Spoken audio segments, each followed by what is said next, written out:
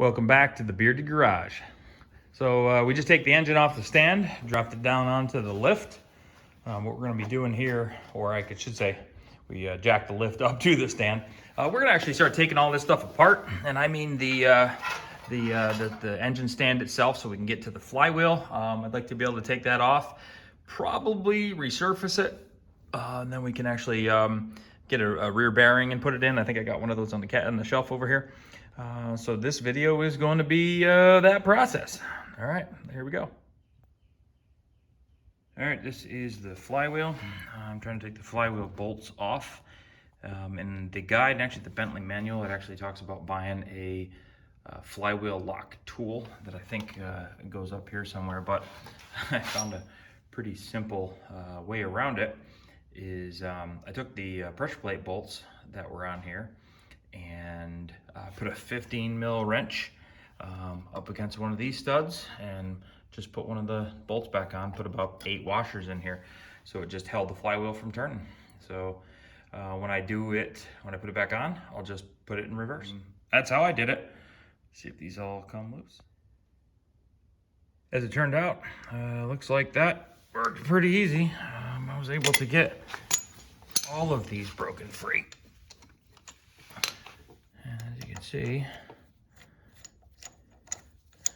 this is what she looks like.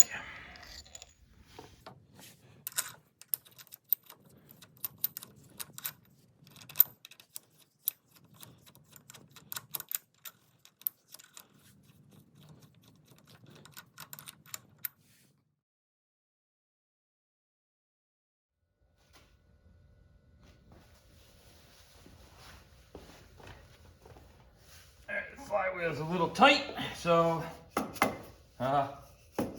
already loosening up. While it back and forth.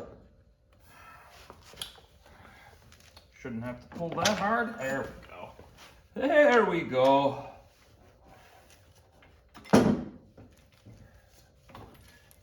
Ugh. That, my friends, is a flywheel. And she dirty. Yes, she dirty. All right, well, I'm gonna clean all this up. Here we go from here.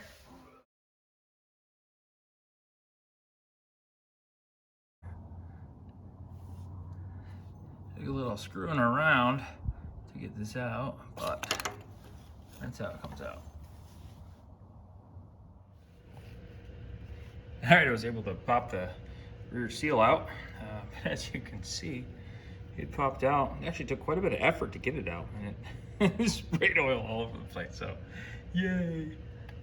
So I'm gonna clean this up with a lint-free cloth and find something the right diameter to push it back in. So it actually looks nice and clean in there, so. Other than the oil, I mean. There we go.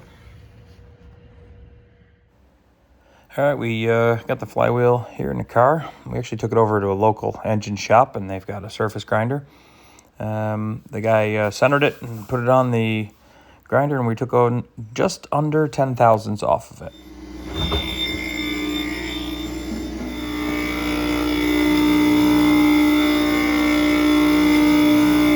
that oil you got on there, or what? No, it's a water rust inhibitor with a coolant in it.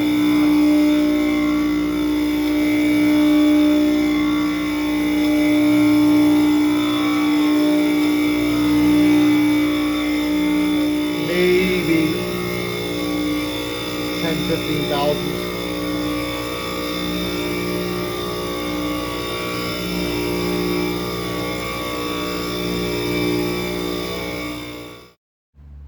After taking a little bit off the top, look how cleaned up she is. You can tell it's nice and shiny now, so ready to put back in. And we're getting ready to put this seal back in. I'm gonna take some isopropyl alcohol, a nice clean lint-free cloth. I'm gonna wipe down this whole surface. Just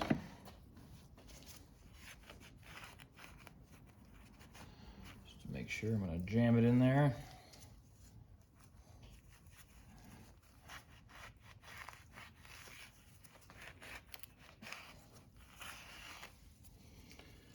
probably tell it's a good thing I'm doing it, because even though I've done with paper towels, she's still pretty dirty.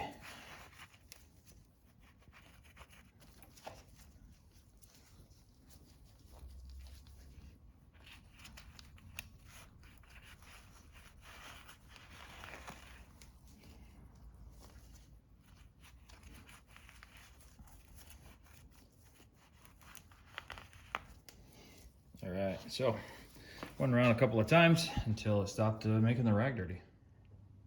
Next thing I'm gonna do is gonna take a look at the differences in these seals. So this is the seal that I took off. You can see it's actually got two parts to it. You know, you read on the forums and they tell you should probably consider the L-ring seal because it's one big rubber seal. And then as you can see, I had to write it down because Pelican sometimes doesn't mark which is which, so it's kind of difficult. So this is a genuine seal. So let's just open this quick.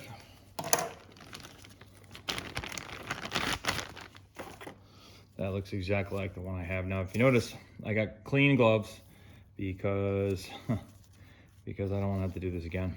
All right, so I'm going to use the genuine seal just because I'm a little more comfortable. This car has 40,000 miles.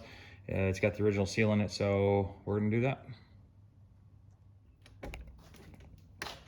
So how am I going to do this job, you might ask? Well, I got two things right now, three things, including a seal.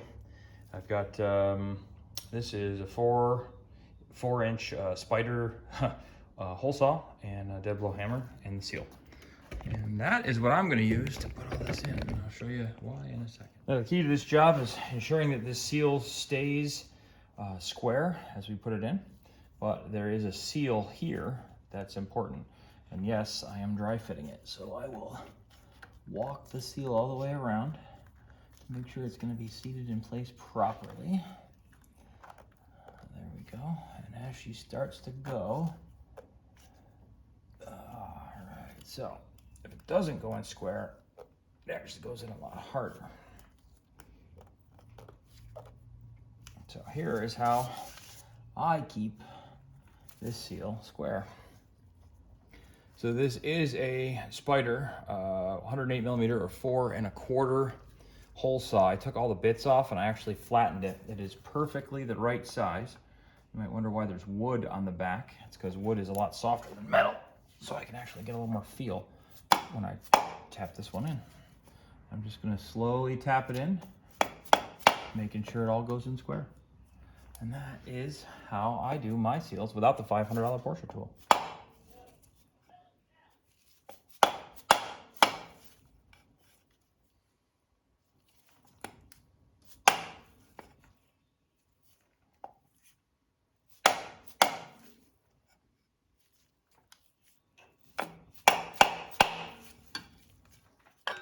You can see it's going in pretty damn square.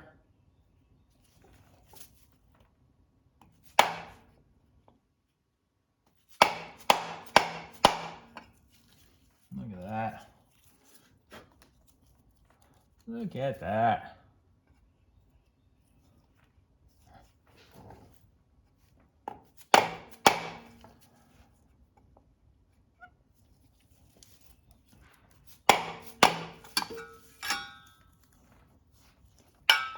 Oh yeah.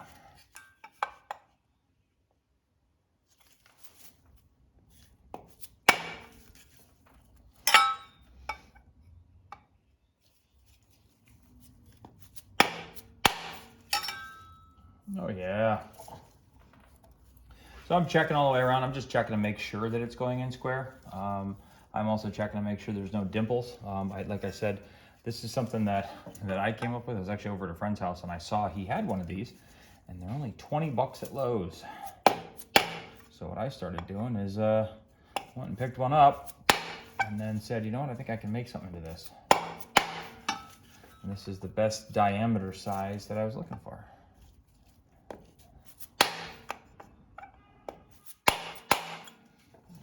She's going in pretty square.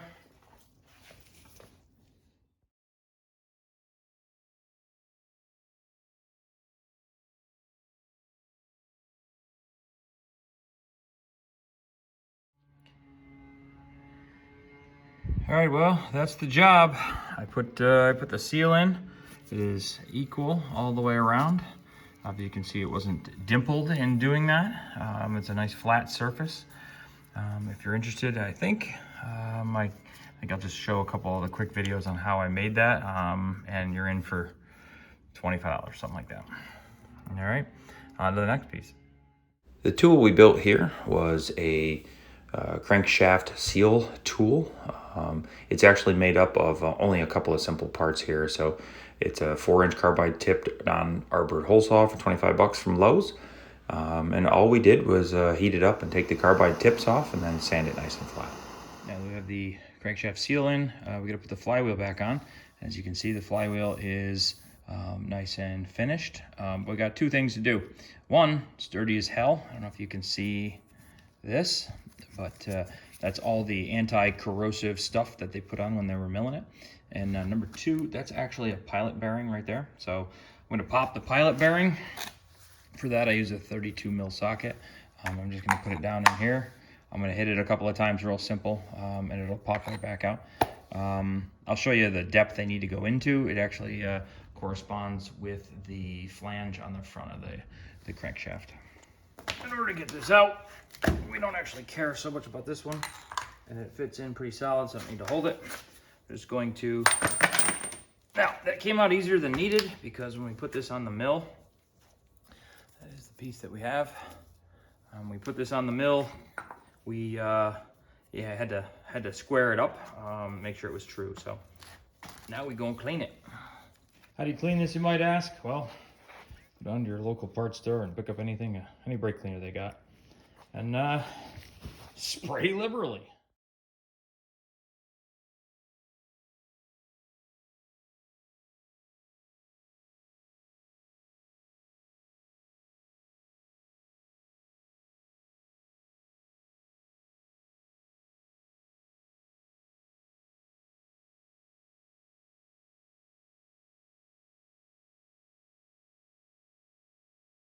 Next thing to the flywheel is an NT. This is an NTN pilot bearing. Let's take a look at this bad boy.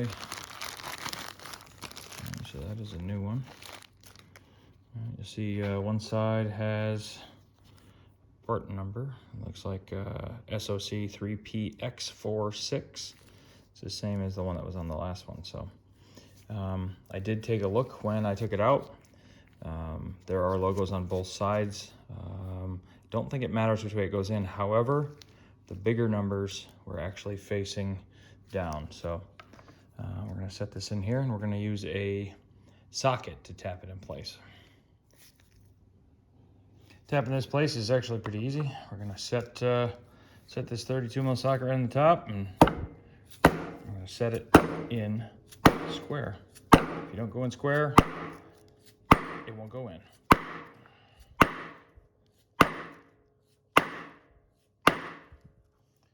See, she's pretty well in there.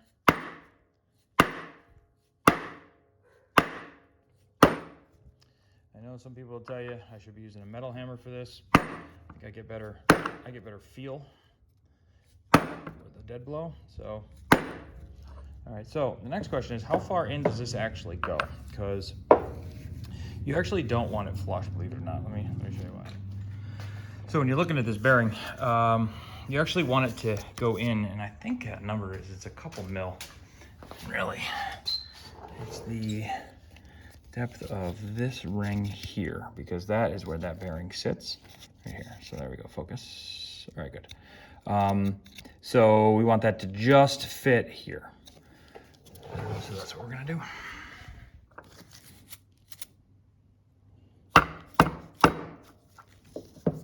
All right, looks like we are just about set. Before we go ahead and put the flywheel back on, I think I'd probably regret it if I didn't actually use the oil filter. Anytime you can get to something like this, you might as well just do it since you can get in there. So let's see if I can get this off. Nope.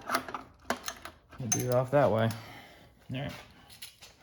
All right, so the next best approach to get this out is the old school method. So I just want to make sure I'm gonna have some room here. Oh, you know what? go get some paper towels. I bet that's still full. It's probably gonna come out quite a bit, actually.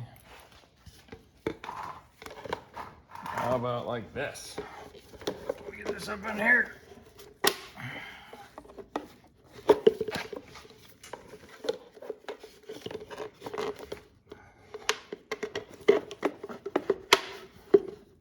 Yeah, looks like we can.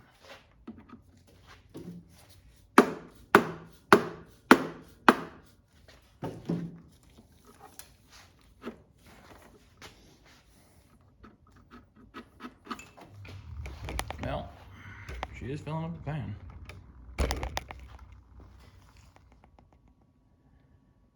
All right, now that we've loosened it, we're able to put the screwdriver. Now that we've loosened it, we're able to put the screwdriver in. We actually drained quite a bit of it, so now it actually spins freely. This filter should come out nice and easy. All right, there we go. Put that down in the bin, and then all we're gonna do, we're gonna clean up right underneath here. Make sure that surface is clean, just like any other oil change.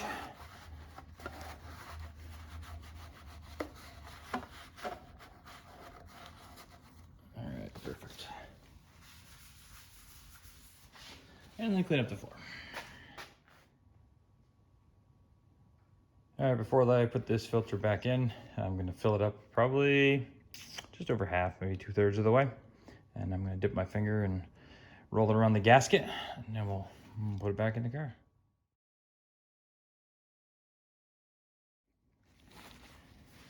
So I just threw that back on there. These only need to be hand tight. Hand tight plus a little oomph to it. If you have to take it off with a screwdriver, whoever put it on last, put it on with a tool and just crank the shit out of it. You have more potential screwing things up putting on that tight, so that's as tight as I do it. All right, first step to installing the flywheel is locating the locating pin. See this little hole here? Goes on this notch right there. So we're gonna try to line that up. Put a bolt through to keep that, to keep it in place. And go from there. Not to drop it on your damn toes, because god damn that sucks. So, feels like she's in.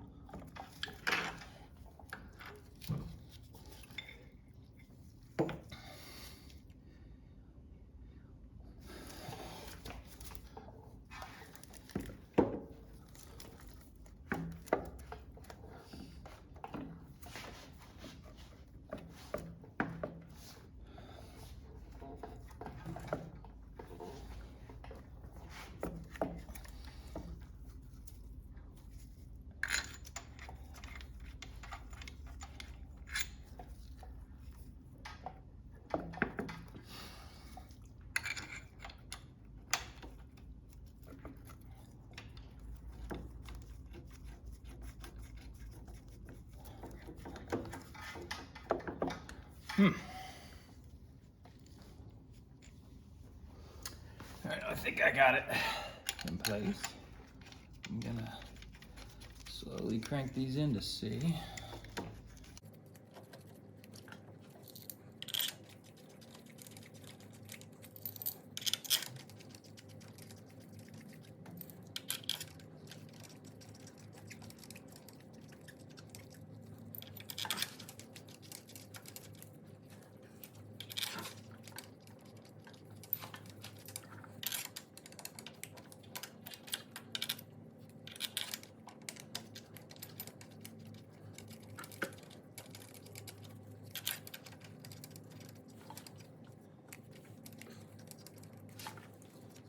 All right, the next thing to do is to actually torque these guys down but supposed to do it in a crisscross pattern. So it's supposed to be at 65 or 63 foot-pounds, but I got it set to 30. I like just slowly working my way around here. Make sure it's all eased back together. Crisscrossing back and forth.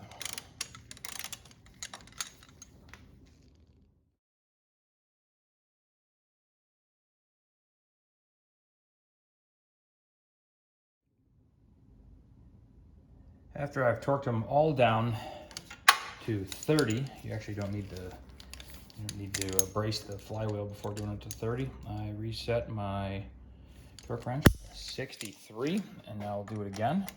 Notice that I have used, in this case, looks like a 16 millimeter, and I've actually put it between one of the bolts used for the pressure plate and stuck it here. So the goal here is just to keep it from moving.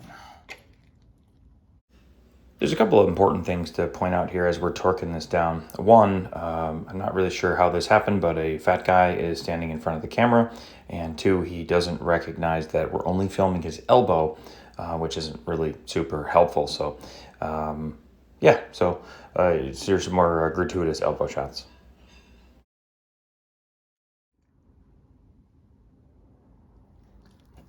All right, all I'm gonna do is torque these down in a crisscross pattern. If you're wondering why I'm grabbing on the motor with my other hand, it's because this is rocking just a little tiny bit in my hand, so.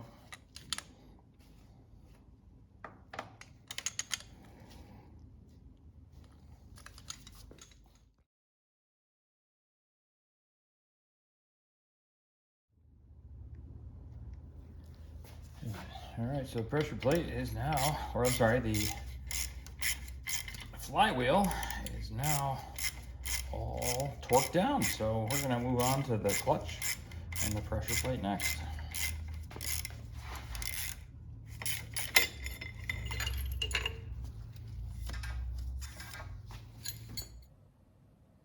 Thanks for tuning in to Bearded Garage. That was part one of installing the transmission, putting the flywheel back together. I got the second part ready here, but been ordering some parts, so it's taking a while. So smash that like button, hit subscribe, and stay tuned. Thanks a lot.